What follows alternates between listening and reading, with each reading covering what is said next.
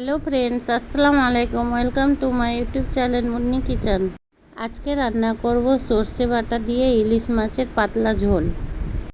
এখানে 2 চামচ সাদা সর্ষে নিয়েছি, 1 চামচ জিরে নিয়েছি, 5টা কাঁচা লঙ্কা নিয়েছি।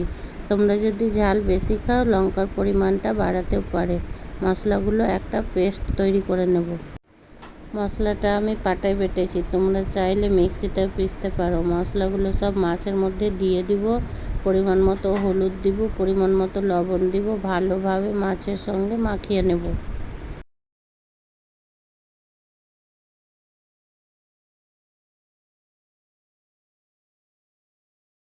মশলাটা ভালোভাবে মাছের সঙ্গে মাখানো হয়ে গেছে। একটা কড়াতে সরিষার তেল দিয়ে দেব। তেল গরম হয়ে গেছে, 1/4 চা চামচ কালো জিরে দিয়ে মাছগুলো দিয়ে দেব।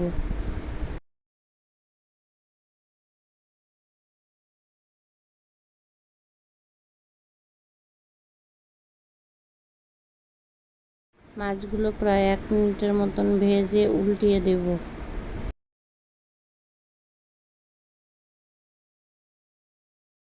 মাছটা ভাজা হয়ে গেছে, মাছ বেশি ভাজতে হবে না। এবার বেঁচে রাখা মশলাগুলো দিয়ে দেব।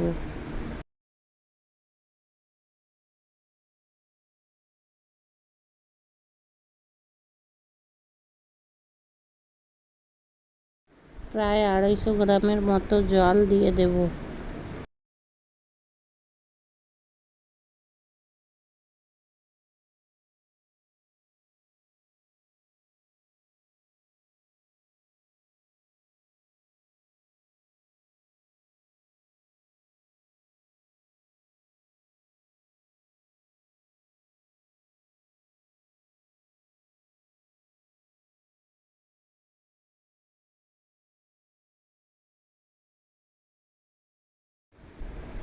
দশ মিনিটের মতো জাল দিলে মাছটা রান্না হয়ে যাবে।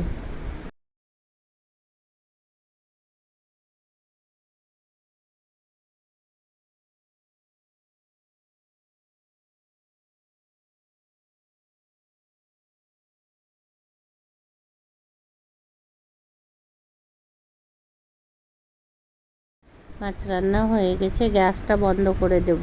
এইভাবে রান্না করলে খেতে দারুণ লাগে। আমার রেসিপিটি ভালো লাগলে আমার চ্যানেলটি সাবস্ক্রাইব করে লাইক কমেন্ট শেয়ার করে দেবে।